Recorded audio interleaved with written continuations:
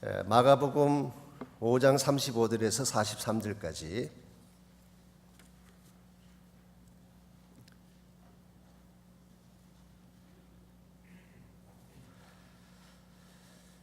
마가복음 5장 35절에서 43절까지 찾으셨으면 우리 한 절씩 교독하겠습니다. 아직 예수께서 말씀하실 때에 회당장의 집에서 사람들이 와서 회당장에게 이르되 당신의 딸이 죽었나이다. 어찌하여 선생을 더 괴롭게 하나이까?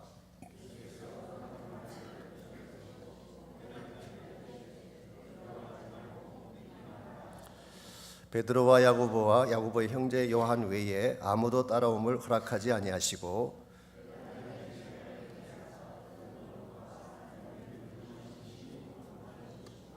들어가서 그들에게 이르시되 너희가 어찌하여 떠들며 우느냐? 이 아이가 죽은 것이 아니라 잔다 하시니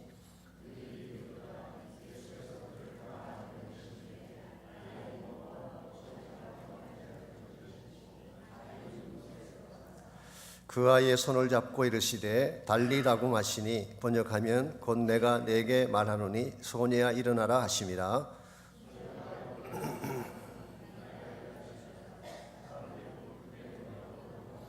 우리 43절 함께 읽겠습니다. 예수께서 이를 아무도 알지 못하게 하라고 그들을 많이 경계하시고 이에 소녀에게 먹을 것을 주라 하시니라. 아멘. 우리는 스피드의 시대를 살고 있죠. 무식은 빨라야 좋다고 하는 스피드 선호 사상이 사람들의 마음을 붙잡고 있습니다. 자동차나 비행기도 빨리 가는 것을 좋아합니다. 인터넷이나 핸드폰도 빨리 속도가 빨라야지 구입을 하죠. 최근에는 우리 5G 세대, 그래서 우리 데이터의 그 운송량이 급격히 이렇게 빨라지는 그런 시대를 우리가 맞이하게 되면서 아마 얼마나 더 빠른 시대가 올지, 얼마나 빠른 변화가 올지 짐작을 불가능케 하는 그런 시대를 살고 있습니다. 그러나 과연 빨리 간다는 것이 항상 좋기만 한 것일까요? 꼭 그렇지는 않다고 생각합니다. 미국의 교통승무원 한 분이 빨리 차를 몰고 가는 한 남자를 붙잡았습니다. 남자가 무슨 일입니까? 물으니까 과속입니다. 그리고 티켓을 끊으려고 합니다. 그때 남자가 무슨 소리냐고, 저는 항상 65마일을 넘지 않습니다. 옆에 듣고 있던 부인이 말하기를 당신 무슨 말이냐고, 방금도 80마일로 달리지 않았느냐고. 그래서 이 교통순경이 스피드 티켓을 떼면서 말을 합니다. 근데 지금 보니까 자동차 뒤에 깜빡이 등도 브로큰 됐네요. 그것도 티켓감입니다. 남자가 펄쩍 뛰면서 정말이냐고, 그건 진짜 몰랐다고. 그러자 그 부인이 또 말합니다. 모르다니 무슨 말이냐고. 몇 주째 부서진 채 끌고 다녔으면서. 교통순경이 티켓을 끊으면서 지금 보니까 시트벨트 착용도 안 했군요. 이것도 티켓감입니다. 그랬더니 남자가 아니라고, 방금 당신이 오는 걸 보고 풀었습니다. 또 와이프가 났습니다. 무슨 말하고 있냐고. 당신 지금까지 시트벨트 하고 다닌 적이 있느냐고. 참다 못한 남자가 드디어 화를 내서 Shut up, woman. 이 여자 좀 가만히 있지 못하겠냐고. 이것을 본 교통순경이 부인에게 물었습니다. 당신 남편이 항상 저런 식으로 대답을 합니까? 부인 대답하기를 아니라고, 술에 취했을 때만 저렇게 대답한다고. 결국 음주운전 티켓까지 받게 된 것입니다. 이 광경을 뒤에서 쭉 지켜보던 뒷좌석에 앉으신 장모님이 한마디 하셨습니다. 그래서 내가 뭐라 그랬니? 훔친 차는 끌고 나오지 말라고 하지 않았느냐. 결국 이 사람은 여러 장의 티켓을 뜯게 되는 그런 미국 사람들이 만든 조크가 있습니다. 빨리 달린다고 항상 좋은 것일까요? 내가 어떤 상태인지를 점검하지도 않은 채 빨리 간다고 해서 인생이 잘 되는 것은 아닙니다.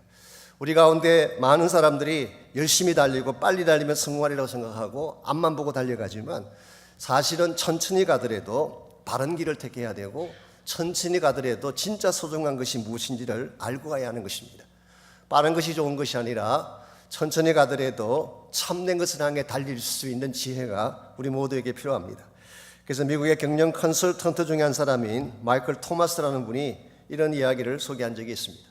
한 번은 이 사람이 사업상 굉장히 바쁜 약속이 있어서 급하게 차를 몰고 가는 중인데 차가 몹시 복잡한 그 교차로에 들어섰을 때 신호등이 빨간색으로 바뀌어졌습니다. 그때 그는 정지선에 서서 다음 신호가 바뀌는 순간 다른 차들보다 가장 먼저 손살같이 달려나게 됐다. 그렇게 생각하고 있는 순간인데 바로 그 교차로 앞에 둘 다 앞을 보지 못하는 시각장애자 부부가 나타난 것입니다. 남편은 부인의 손을 붙잡고 부인의 등에는 아기를 이게 멜빵에 맨 상태에서 이분들이 뭘 착각했는지 그 차들이 맹렬하게 달리는 교차로 한가운데로 걸어가는 것입니다. 이걸 보는 순간 마이클 토마스의 마음속에 큰일 났구나. 보나마나 이제 브레이크 밟는 소리가 들릴 것이고 차를 타고 가는 사람들이 소리를 지르며 외치는 소리가 들릴 텐데 라고 걱정을 했습니다. 그랬는데 기적이 일어났어요. 그렇게 빨리 달리던 차들이 일시에 다 멈춘 것입니다.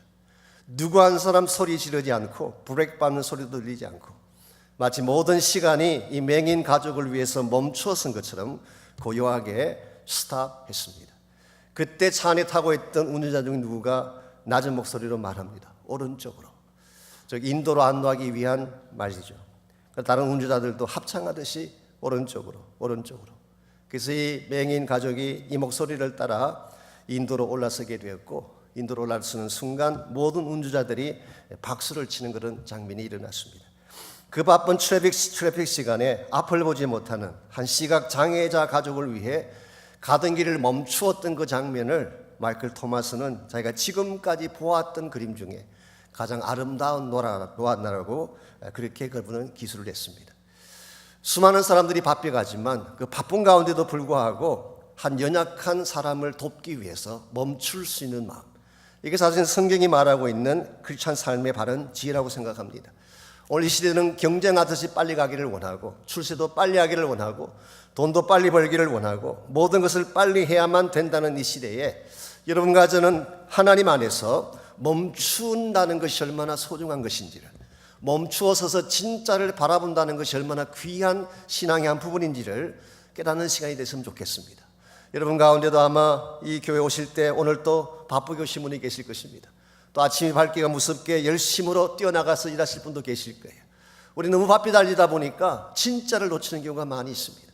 너무 바쁘게 살다 보니까 내 곁에 누가 있는지도 알지 못한 채 그냥 시간을 달려가고 나중에 시간이 다 흐른 후에는 후회하는 케이스를 많이 보게 되죠. 이런 면에서 우리가 건강한 크리스찬으로 살아가기를 원한다면 멈출 줄 아는 지혜, 멈춤 가운데서 진짜를 보는 지혜, 이것을 반드시 배워야 할 것입니다. 오늘 같이 봉독한 본문에 보시면은 이 멈춤이 얼마나 축복된 것인가를 보여주는 좋은 예 하나가 오늘 본문에 소개가 되어 있습니다. 잠깐 앞으로 가셔서 21절을 보시면 예수께서 배를 타시고 다시 맞은편으로 건너가시니 큰 무리가 그에게로 모이거늘 이에 바닷가에 계시더니 그랬어요. 자, 예수님께서 배를 타시고 건너편으로 건너가셨다. 이 표현은 쉽게 말하면 지금까지 예수님은 데가볼리라는 지역에서 사역을 하셨습니다. 그러다가 다시 가버나움 쪽으로 건너온 것을 의미하는 것입니다. 예수님께서 가버나움으로 건너오시니까 수많은 무리들이 예수님 곁으로 모여들었습니다. 22절에 보니까 그 모이던 사람들 중에 한 사람이 회당장 야이로라는 사람인데, 회당장 야이로가 예수님께 나와서 엎드렸다고 오늘 성경은 기록하고 있습니다. 여러분, 회당장이라는 이 직책은 그 당시 한 이 마을에서는 굉장히 유지급에 해당하는 지체가 높은 그런 사람입니다. 참고로 소개해드리자면 회당이라고 하는 이 시네고그라 그러죠.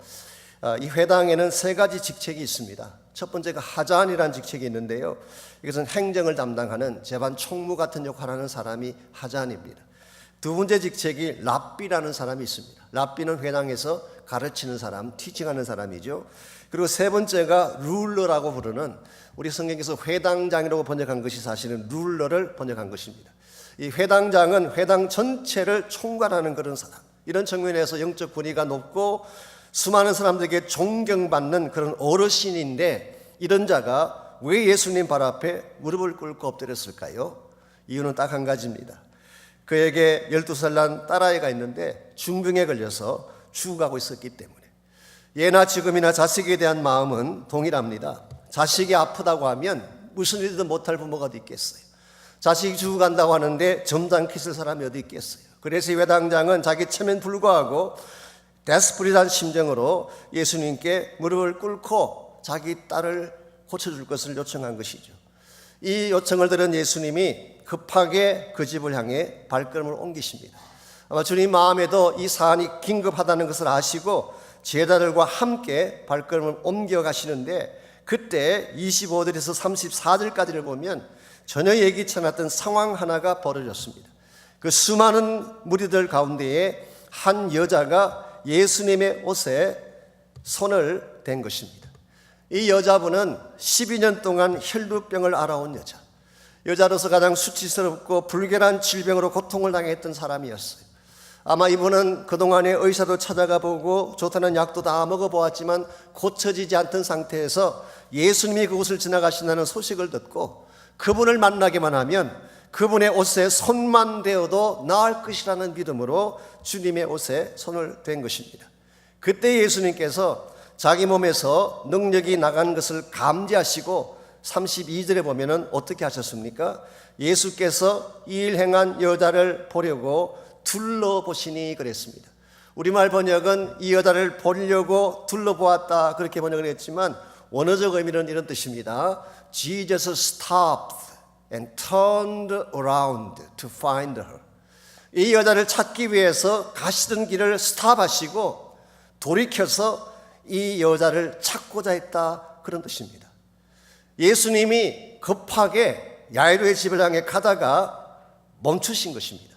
그리고 나서 33절에서 그 여인의 사연을 다 들은 후에 평안히 가라, 이제는 병에서 노임을 받고 건강하게 살라고 축복을 해주셨어요. 여러분, 이 여자 입장에서 생각한다면 이보다 더 귀한 축복이 어디 있겠어요? 12년간의 혈루병이 떠나가고 고침받고 깨끗하게 됐습니다. 그러나 반대로 생각해 보십시오. 회당장 야이로 입장에서 생각한다면 이 상황이 어떤 상황입니까? 한시라도 빨리 가서 자기 딸을 고쳐줘야 되는데 자기 딸이 지금 죽음 직전을 향해 가고 있는데 한시가 바쁜데 예수님께서 멈춘 것입니다. 아마도 마음이 조급하고 답답했을 것입니다. 아니나 다를까 35절에 보니까 회당장 집에서 온 사람들이 리포트합니다. 당신의 딸이 죽었습니다. Your daughter died.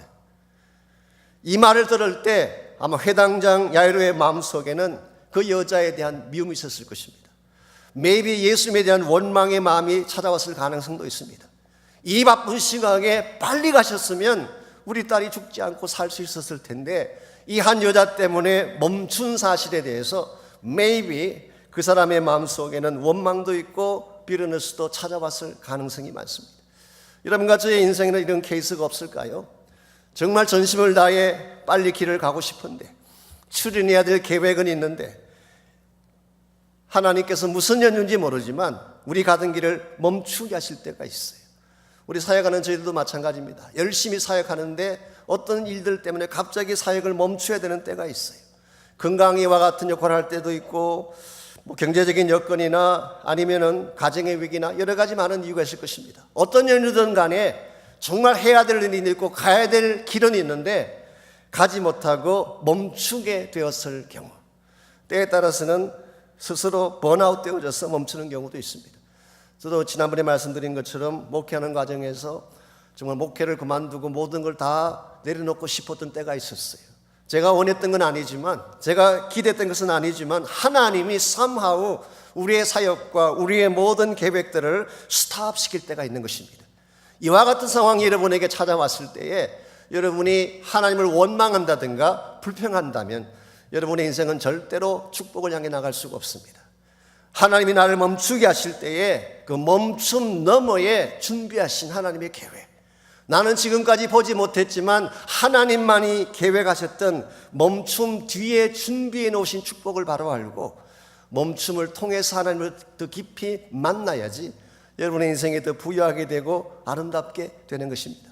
혹시 여러분 가운데 가정의 계획이나 삶의 계획 가운데에 더 이상은 진행하지 못한 채 스탑되어 있는 상태, 그런 상태에 계시면 혹시 계신다면 오늘 이 말씀을 통해서 하나님이 우리를 왜 멈추게 하셨나, 이 멈춤을 통해 어떤 축복을 주시기를 원하는가, 이걸 잘 귀담아 들으시고 멈춤을 통해서 더 깊이 하나님을 만나고 더 건강한 크리스찬 삶으로 회복되어지는 그런 축복이 있기를 바랍니다.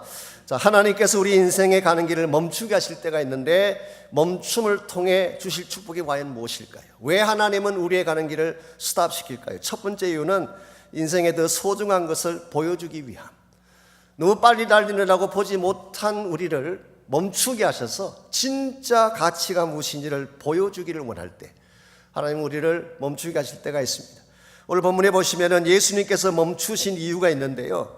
여러분 신약 성경을 읽으시다가 예수님께서 멈추는 곳에는 항상 어떤 중요한 일들이 있었어요.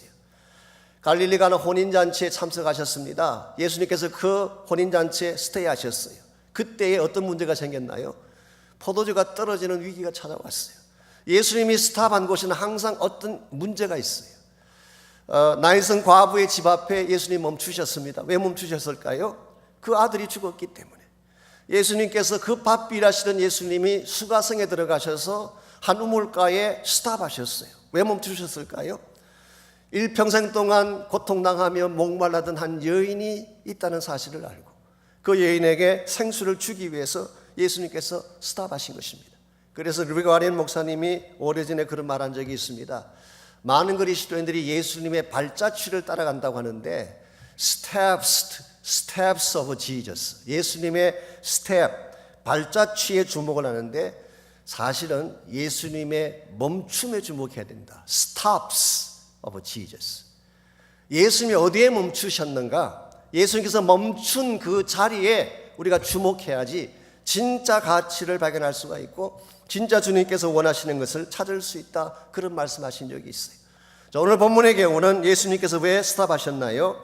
예수님께서 스탑하신 이유는 혈류병을 앓고 있는 한 여인 때문이었어요.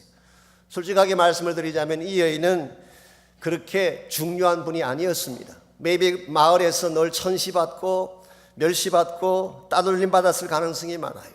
불길한 몸을 가지고 있기 때문에 성전에 들어갈 수도 없고 함께 제사를 드릴 수도 없고 항상 뒷전에 물러앉아 있어서 누구의 관심도 갖지 못하는 이와 같은 처지의 여인이 오늘 본문에 기록된 여인일 가능성이 많습니다. 그런데 예수님께서는 마을의 모든 사람들이 가볍게 여기는 전시 여기는 이 한 여자 때문에 멈추었다는 사실, 이거는 여러분과 저에게 주는 도전이 있습니다. 오늘 여러분과 제가 물론 돈 버는 것도 필요하고 잘 사는 것도 필요하지만 생명을 위해 멈출 줄 알아야 돼요. 생명이 있는 곳에 예수님께서는 멈추셨어요.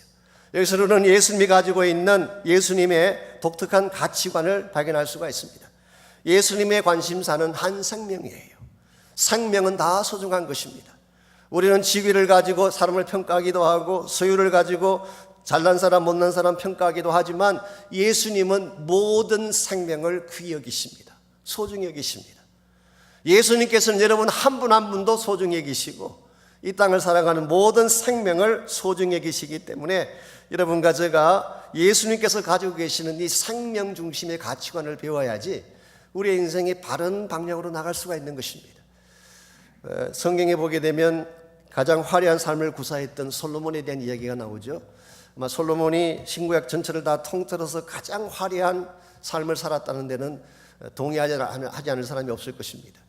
성경 기록에 의하면 솔로몬은 지식이 얼마나 지혜가 얼마나 뛰어났는지 3,000개 잠언을 쓰고 1,005편의 시를 썼어요. 그의 지혜가 너무나 뛰어나서 온 지역의 사람들이 그의 말씀을 듣기 위해서 몰려와서 오죽했으면 스바에서 여왕이 직접 찾아와서 솔로몬의 그 지혜로운 말을 듣고 정신이 뿅 갔겠어요. 헌황하다 그 말이 사실 그런데 약간 기절할 정도로 간 것입니다. 얼마나 그의 지혜가 뛰어났는지. 솔로몬의 지혜는 우리 인간이 도달할 수 있는 최고 수준의 지혜를 상징합니다. 뿐만 아니라 솔로몬이 가진 재산이나 그 부유함이라고 하는 것도 비교할 수가 없습니다. 온 근동 지방에 진귀한 것들이 다 솔로몬 궁으로 몰려왔고 성경 기록에 하면은 솔로몬이 언을 돌같이 여기고 백향목을 뽕나무같이 여겼다고 기록하고 있어요. 그가 입고 있는 옷은 화려했어요. 찬란했어요. 우리 인간이 도달할 수 있는 최고 수준의 영화를 대표하는 것이 솔로몬의 영화였습니다. 뿐만 아니라 솔로몬이 즐겼던 그 쾌락도 우리가 따라갈 수 없습니다. 처첩이 몇 명이 있는지 혹시 아세요? 처가 700명, 첩이 300명, 합이 1000명이었어요. 한번 모시기도 쉽지 않은데 1000명의 처첩을 어떻게 다 그분이 핸들하셨는지, 1000명의 처첩을 거느릴 정도로 쾌락의 최고 수준같이 올라갔던 솔로몬. 그런데 이와 같이 우리 인간이 도달할 수 있는 최고 수준의 지혜와 부유함과 쾌락을 누렸던 솔로몬을 예수님께서는 어떻게 평가하시는지 아십니까? 마태복음 6장에 보시게 되면 우리 인간이 도달할 최고 수준의 솔로몬의 영화를 들의 피에 있는 한 송이 백합꽃보다 못하다 그렇게 평가하셨어요. 우리말 번역에 백합꽃이라고 번역했기 때문에 여러분은 아주 청초한 릴리를 생각할지 모르지만 실제는 그걸 말하는 게 아닙니다. 팔레스타인 지역에 가게 되면 유다 광야에 흔히 볼 수 있는 양귀비가에 속하는 진홍색빛이 나는 꽃을 말합니다. 쉽게 표현하면 들꽃이에요. 예수님의 관점에서 볼 때는 솔로몬이 입었던 그 화려한 옷과 화려한 모든 것이 들의 피에 있는 이름 없는 한 송이 들꽃보다 못하다는 것. 이유가 뭘까요? 솔로몬의 영광이 화려해 보이지만 거기에는 생명이 없기 때문에. 그러나 반대로 들꽃은 초라해 보이지만 거기에는 생명이 있기 때문에. 오늘 현대교회가 아니면 여러분 크리스찬 한 분 한 분이 이 사실을 바로 인식할 때 저는 교회가 바로 되지 않을까 생각합니다. 물량주의에 속아서 숫자에 속아서 숫자 많은 것이 성공이라 생각하고 달려가는 시대가 되지 않았습니까? 예수님 그런 데 관심 없었어요. 예수님 그런 데 관심 없어요. 예수님이 진짜 관심 갖는 것은 생명이에요. 한 생명이 살아나는 것. 한 생명을 소중히 여기고 한 생명을 케어하는 것. 이게 주님의 가치관이에요.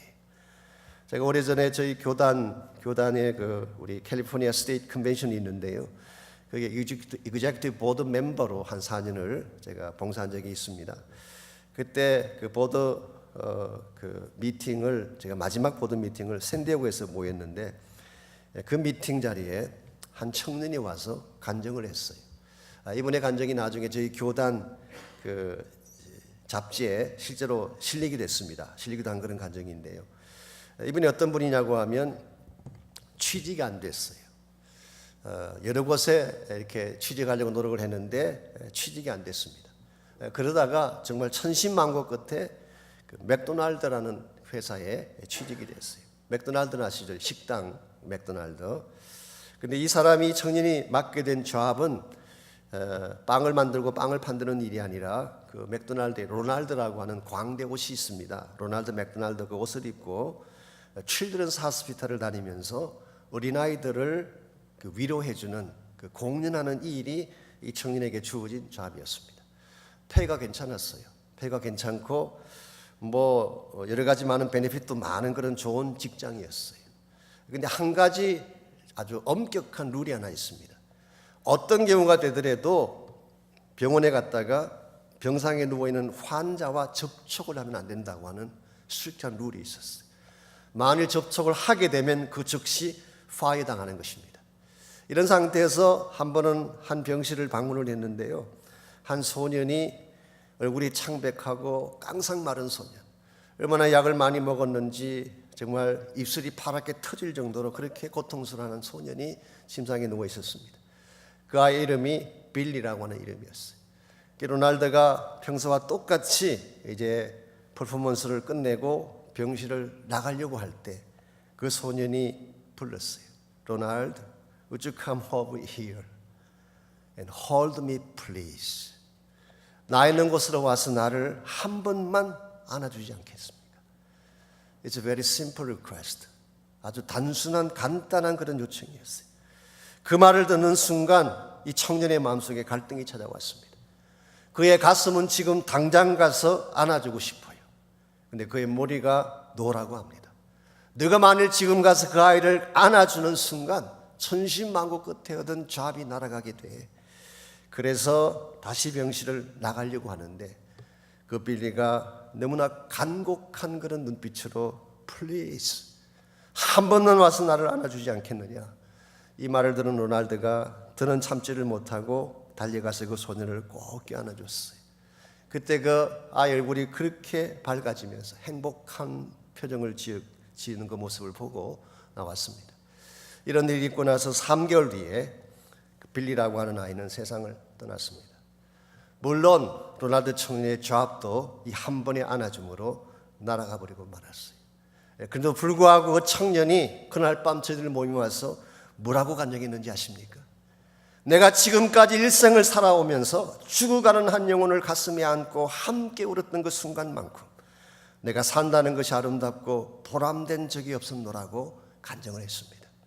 사랑하는 성도 여러분, 여러분이 지금까지 살아오면서 가장 보람되었던 때가 언제였나요? 돈을 많이 벌었을 때였나요? 1등 했을 때? 유명해졌을 때? 여러분, 이와 같은 것들은 화려해 보이고 좋아 보이지만 다 지나가는 것입니다. 진짜 남는 것은 사랑했던 것만 남는 거예요. 정말 누군가를 가슴에 안아주면서 한 생명을 위해 내가 바쳤던 사랑의 마음, 이것만이 영원히 남는 것입니다. 여러분과 제가 예수님 마음속에 품고 계시는 참 가치가 무엇인지를 바로 알아야지 여러분이 뭘 하셔도 바른 방향으로 나갈 수가 있습니다. 세상 따라다니지 마십시오. 물량주에 속지 마십시오. 이 세상 사람들이 말하는 성공관에 속아서 안 됩니다. 예수님의 성공관은 생명이에요. 한 생명이 살아나는 것입니다. 천하보다 더 귀한 생명이 지금도 죽어가고 있잖아요. 복음 전해주는 자가 없기 때문에, 케어하는 자가 없기 때문에. 오늘 우리가 달려가는 길, 내 성공을 위해 열심히 달리는 것도 필요하지만 그것보다 더 중요한 것은 잠깐 멈추어 서서 주님이 관심 갖는 가치를 보는 것입니다. 진짜 인생에 소중한 것이 무엇인지를 보는 것, 이걸 위해서 예수님께서는 스탑하셨어요. 두 번째로 예수님께서 우리를 스탑시키는 경우는 믿음을 강화시키기 위해서입니다. 진짜 내가 믿는 것이 무엇인가를 점검하기 위해서 예수님께서는 가던 길을 멈추게 하실 때가 있습니다. 36절을 보십시오. 이 주님의 멈춤으로 말미암아 딸의 생명을 잃어버리게 된 그 회당장을 향해서 예수님께서 뭐라고 말씀하셨는지, 예수께서 그 하는 말을 곁에서 들으시고 회당장에게 이르시되 두려워하지 말고 믿기만 하라. Don't be afraid. Just believe me. 두려워하지 말고 믿기만 하라. 여기서 예수님은 주어진 상황보다 더 중요한 것이 주님을 끝까지 신뢰하는 믿음이라는 사실을 가르쳐주고 계십니다. 어쩌면 예수님께서는 그 회당장 야이로의 믿음을 테스트하기 위해서 이와 같은 멈춤을 진행하시는지도 모르겠어요. 상황이 내가 원하는 방향이 아닌 정반대 방향으로 갈지라도, 너의 기대와 다른 현실이 주어질지라도 Can you still believe in me? 그래도 너 나 믿을 수 있겠니? 이 질문을 던지고 그 회당장 야이로의 마음속에 있는 참된 믿음을 점검하기 위해서 예수님께서는 가던 길을 멈추신 것입니다. 오늘 여러분과 저의 삶에도 마찬가지입니다. 모든 것이 우리 뜻대로 안 될 때가 많이 있죠. 환경이 우리를 어게인스트하고 사람들이 우리 삶을 가로막기도 하고 열심으로 교회 다니고 봉사했는데도 불구하고 인생이 점점 꼬여가기도 하고 이런 경우 있지 않습니까? 그때 주님께서 물으시는 질문이 있어요. 그럴지라도 still can you believe me? 너의 뜻대로 되지 않더라도, 너의 소원대로 다 이루어지지 않더라도, 네가 그렇게 원했던 모든 것들이 손에 잡히지 않더라도 Can you still believe in me? 이걸 주님께서 우리에게 물으시는 질문이에요. 오늘 많은 그리스도인들이 본인이 원했던 대로 되지 아니하면 원망을 시작합니다. 때에 따라서는 하나님 앞에 항거하기도 해요. 솔직히 하나님이 하시는 일을 우리가 다 이해할 수 있겠습니까? 하나님이 하시는 일은 다 이해하지 못해요. 여러분께서 성경을 읽으시면서 성경에 나오는 모든 기적들이 이해가 되시나요? 기적들은 이해 못하는 게 당연한 것입니다. 성경에 나오는 하나님이 하시는 일은 우리를 넘어선 일들이기 때문에 이해 못하는 게 당연한 거예요. 만일 여러분의 마음속에 내 생각에 맞기 때문에 믿기 시작한다면 그 믿음이 아니에요. 여러분의 이성과 판단을 초월하는 것이 믿음의 세계이기 때문에 우리가 하나님을 어떻게 다 이해할 수가 있겠어요? 이건 조금입니다만 어떤 청년 하나가 산타모니카 해변에 나갔다가 그 지니를 만나게 됐어요. 지니는 아시죠? 이렇게 아라비안 나이트에서 펑 터져 나온 여자. 지니가 그 청년에게 말하기를 너의 소원이 뭐냐? 한 가지만 소원을 이야기하면 들어주겠다. 그렇게 했을 때 그 청년이 대답을 하기를 자기는 하와이를 가고 싶은데 비행기를 타면 멀미가 나서 자기는 비행기를 탈 수가 없다. 그래서 산타모니카 해변에서부터 하와이까지 도로를 깔아달라고 그렇게 이야기했어요. 그걸 들은 지니가 야 그건 너무 과하다. 이 산타모니카에서 하와이까지 거리가 얼만데 그 태평양 깊이가 얼마나 깊은데 거기에다가 어떻게 이 말뚝을 박고 길을 만들 수가 있겠느냐. 한참 고민하던 그 지니가 원래는 안 되는 거지만 이번만 예외로 그거 말고 다른 소원 있으면 한 가지 얘기해달라. 그랬더니 그 남자가 이야기했습니다. 그러면 여자들의 마음을 좀 이해할 수 있도록 해다오. 자기는 지금까지 살면서 여자들의 마음은 도무지 이해가 안 된다고. 좋았다가 나빠지고 나빴다가 좋아지고 웃는다고 같이 웃으면 또 비웃는다고 막 떼어들고, 화를 내면 왜 나를 무시하냐 그러고, 자기 여자들의 마음을 도저히 이해할 수가 없으니까 여자들의 마음을 좀 이해하게해달라 그랬더니 그 진이가 아까 이야기했던 그 도로를 2차선으로 해줄까 4차선으로 해줄까. 우리가 사실 사람의 마음도 이해하는 게 쉽지가 아니한데, 여자분들의 마음을, 정말 그 신묘막측한 여자분들의 마음을 어떻게 다 이해하겠어요? 그거 이해하는 것도 쉽지가 아니한데 하나님 마음을 어떻게 다 알겠어요? 하나님의 계획을 어떻게 다 알겠어요? 그러므로 하나님이 하시는 일에 대해서는 믿음으로 순종하는 것입니다.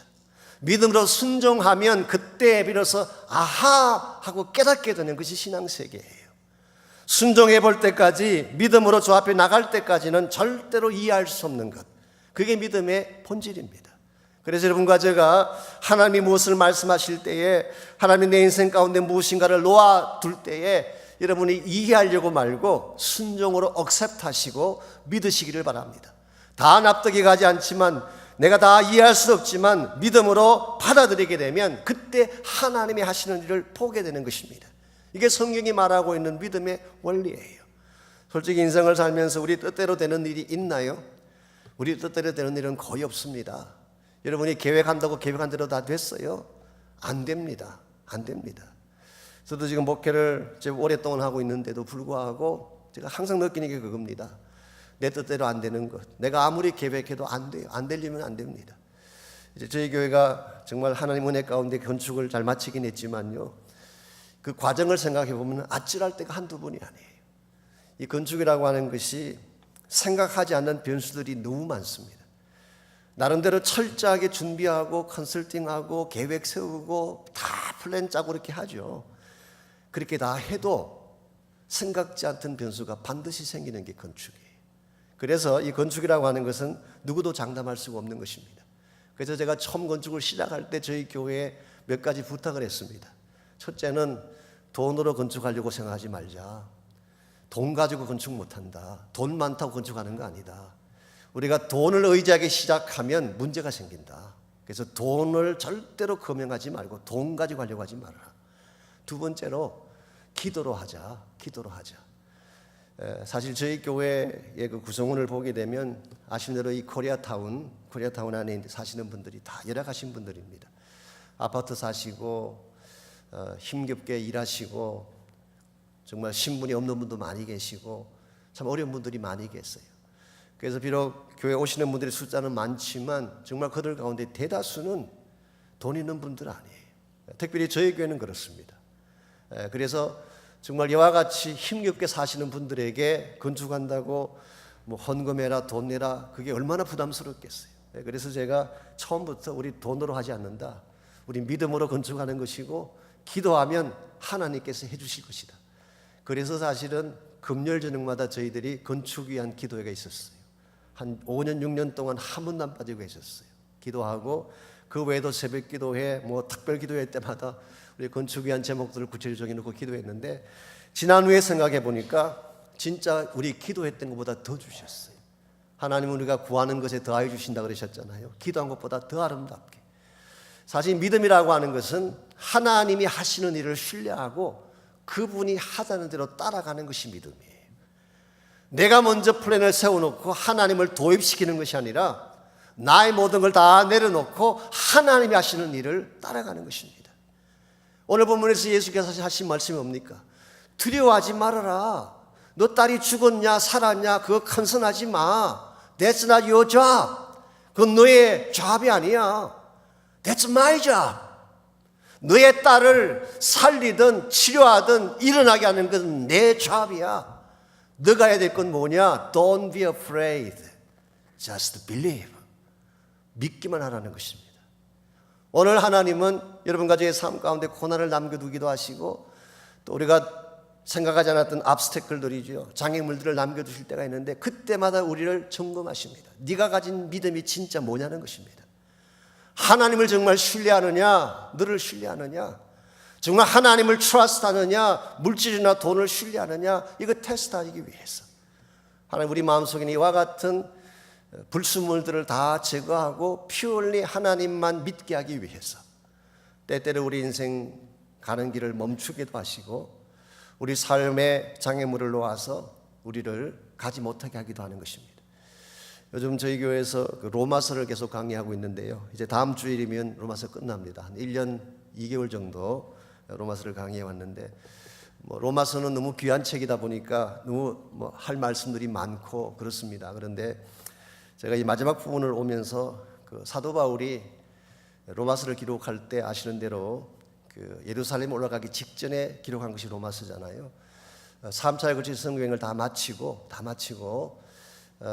AD 56년에서 57년 3개월 겨울을 지나는 동안에 고린도 지방에 있으면서 기록한 서신이 유명한 로마서입니다. 로마서인데 그때 바울의 시점을 가만히 생각해 보면 3차에 걸친 선교여행을 다녀왔어요. 즉 소아시아 지역과 유럽 지역과 나중에 에베소를 중심으로 아시아 지역 전체에 대한 선교를 이방 선교를 거의 다 마무리를 하고 이제 이 모든 이방 선교의 모든 과정들을 최종적으로 예루살렘에 올라가서 예루살렘 교회에 보고하고 그리고 나서 로마를 갔다가 땅끝인 스페인까지 가기 위해서 그걸 기록한 책이 로마서란 책이에요. 그러면 로마서를 기록할 때 바울의 시점이 언제냐고 하면 예루살렘으로 올라가기 직전이었어요. 사도행전을 공부하신 분들은 다 기억하실 것입니다. 바울이 로마로 즉 예루살렘으로 올라가려고 할 때에 어떤 상황이었나요? 다 말렸어요. 당신 올라가면 죽는다는 것입니다. 그 당시 예루살렘에는 바울을 죽이기 위해 음식도 먹지 않고 금식하며 기다리는 40명의 결사대가 기다리고 있었어요. 올라가기만 하면 죽는 것입니다. 근데 그때 하나님께서 뭘 준비하셨는지 아세요? 이 사도들이 예루살렘 올라갔다가 일주일 만에 체포당합니다. 유대인들에게 붙잡혔어요. 그리고 성 밖으로 끌려나가서 돌에 쳐 죽임 당할 위치가 됐어요. 그때 하나님께서 놀랍게도 로마 군인을 동원하셨어요. 로마 군대 1000부장을 동원하셔가지고 그 바울을 죽이지 못하게 하고 대신 안티오니아라는 요새 안에 감옥이 있습니다. 그 감옥에 집어넣었어요. 그리고 나서 이 감옥 안에 있는 또 바울을 또 계속해서 사람들이 죽이려고 하니까 아예 참 재미있습니다. 470명의 군대를 동원해가지고 바울 한 사람을 지키기 위해서 470명의 군대를 동원해가지고 가이사라에 데리고 가서 2년 동안 옥살이를 시켰어요. 그때 제가 깨달은 중요한 사실이 있습니다. 사도 바울이 지금까지 10몇 년 동안 정말 뒤돌아보지 않고 달려왔어요. 오직 복음만 전하겠다고 쉬지도 않고 핍박당해가며 굶주려 가며 미말의 차한자처럼 공격당해가면서 정말 쉬지 않고 달려갔어요. 그랬던 바울이 가이사라에 2년 동안 있는 동안 저는 그 시간이 쉬는 시간이었다고 생각해요. 얼마나 하나님이 준비해 주신 달콤한 시간이에요. 그리고 나중에 로마로 가서 2년 동안 같이 있으면서 정말 그는 로마 핵심부를 변화시키는 그런 일을 했고 시위 다니는 사람들에게 복음을 전함으로써 로마 핵심부를 단시간에 무너뜨리는 그런 일을 하지 않았습니까? 하나님께서 여러분과 저에게 가끔 멈추게 하실 때가 있어요. 갑자기 병이 찾아와서 내가 침상에 누워서 멈추는 경우도 있고 갑자기 하던 일이 잘못되어져서 멈추는 경우도 생깁니다. 그러나 그때 우리에게 필요한 것은 하나님이 나를 이렇게 멈추게 하신 데는 뜻이 있다.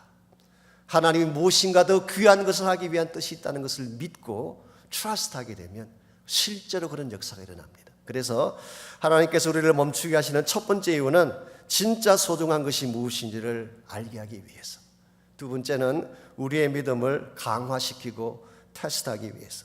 마지막 세 번째로 하나님께서 우리의 가는 길을 멈추시는 것은 결국 하나님이 이루신다 이것을 보여주시기 위해서 우리를 멈추게 하신 것입니다. 여러분 문제가 많다고 하지만 결국 문제의 마지막 해결자는 주님이십니다. 이걸 알게 하기 위해서 예수님께서 가던 길을 멈추신 것입니다.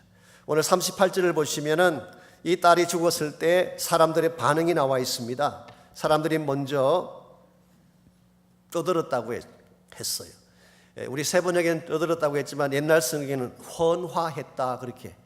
이건 다른 말로 표현하면 commotion. 그야말로 막 격동하고 요동친 것을 말하는 것입니다. 그래서 사람들이 예수님께서 늦게 오시기 때문에 죽게 된 그 딸 때문에 격동하며 울분하며 심히 통곡을 했다는 뜻이에요. 사실 당연하지 않겠습니까? 사랑하는 딸이 죽었는데 어찌 가만히 있겠어요? 심지어 40절에 보니까 사람들이 비웃기까지 했어요. 예수님이 그 집에 도착해 보니까 그 집안에 있는 사람들은 격동하며 통곡하며 원망하며 울고 있지, 믿지 않는 불신자들은 이 사람이 어떻게 하나 보라 그러면서 비웃기까지 하지. 그러나 41절을 보십시오. 이와 같은 상황에도 불구하고 41절에 보시면은 그 아이의 손을 잡고 가라사대 달리다굼 하시니, 이 달리다굼은 아람어입니다. 탈리타라고 하는 것은 소녀란 뜻이에요. 쿰이라고 하는 것은 일어나라 그런 뜻입니다. 달리다굼 하시니 42절 소녀가 곧 일어나 그랬어요. Immediately. 여러분 지체된 것처럼 보였지만, 모든 게 다 스탑된 것처럼 보였지만, 예수님이 개입하시는 순간 immediately 죽었던 자가 살아난 거예요. 생명이 살아난 것입니다. 더 놀라운 사실이 뭔지 아십니까? 만일 예수님께서 그 멈추지 않고 바로 갔더라면 어떤 기적을 일으킬 뻔하셨어요?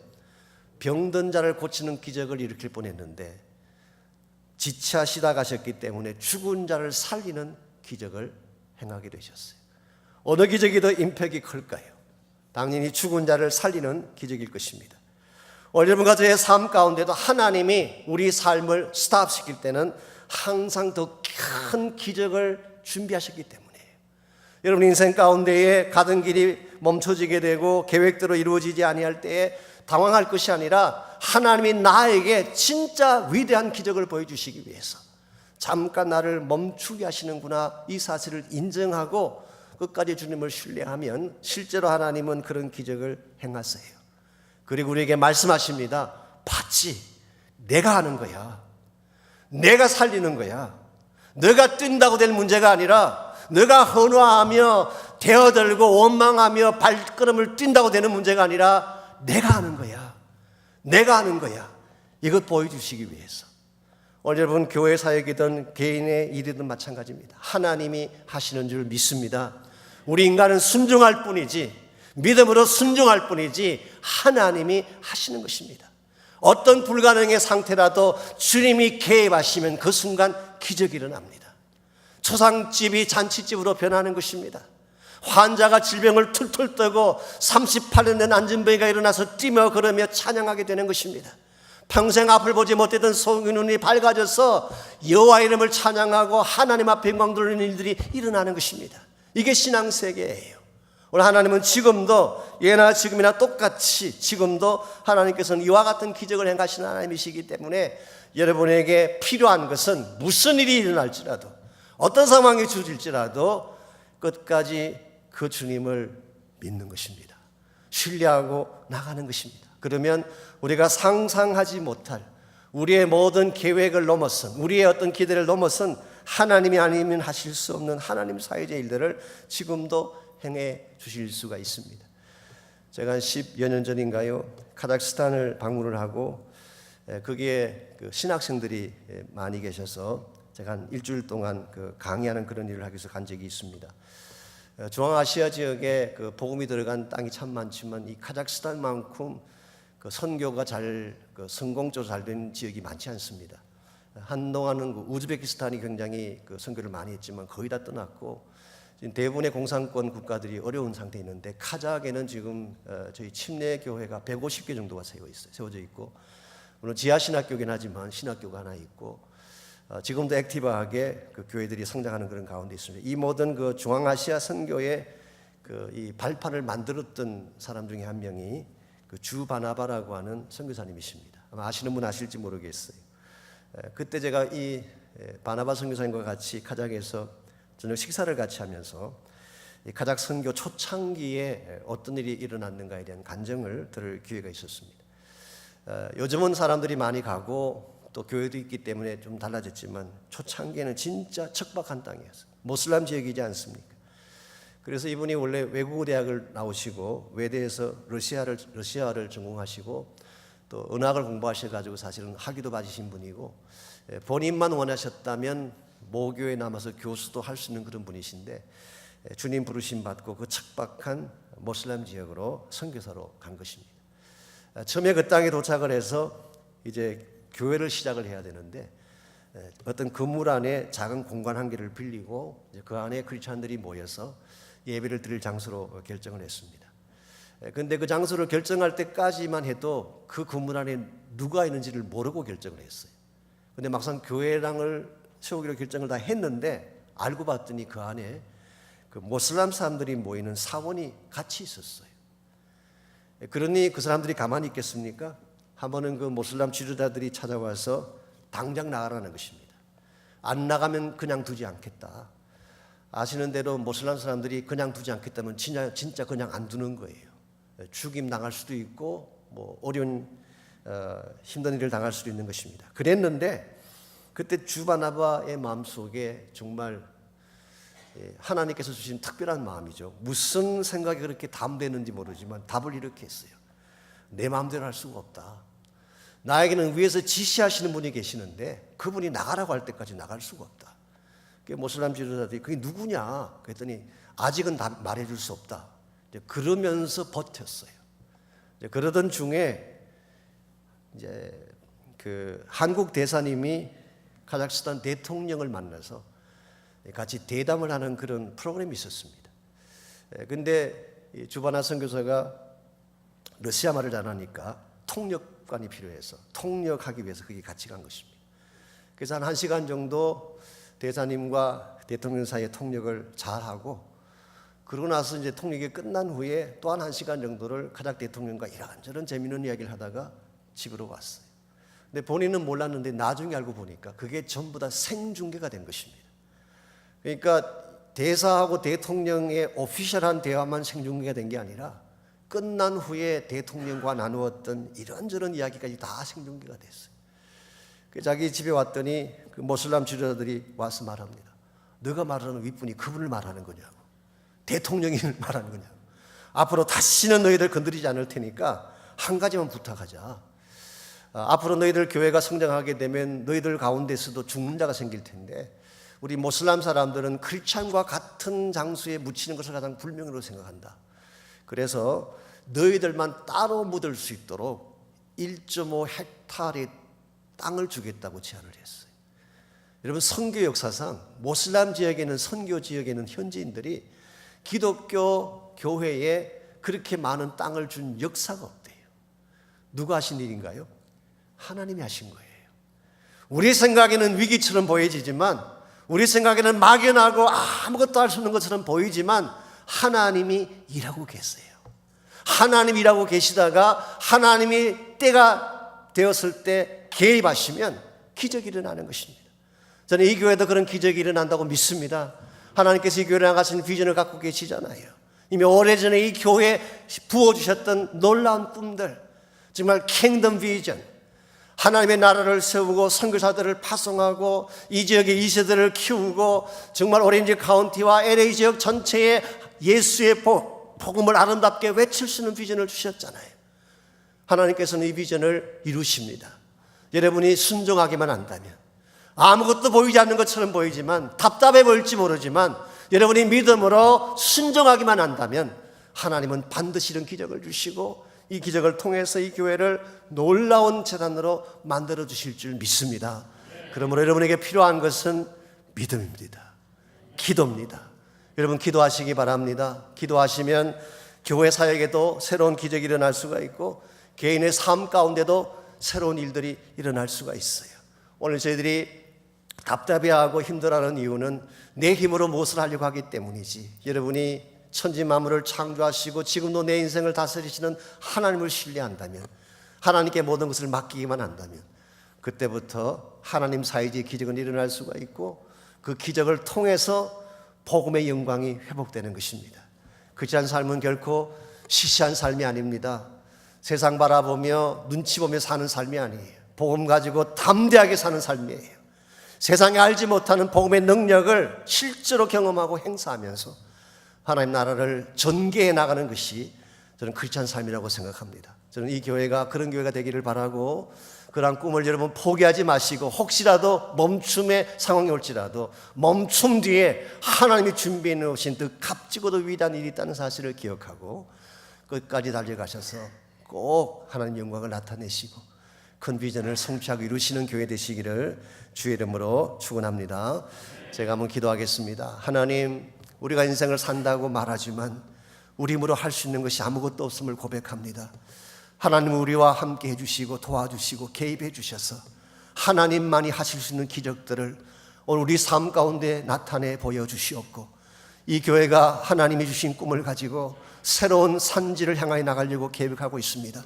주님, 이 모든 비전 가운데에 임재해 주시고 하나님의 성령으로 기름 부어 주시고 온 성도가 한마음 되어 기도하며 나아갈 때에 반드시 산지를 정복하고 주의 복음의 큰 영광을 나타낼 수 있는 아름다운 역사가 일어날 줄 믿습니다. 감사하오며 예수님의 이름으로 기도하옵나이다.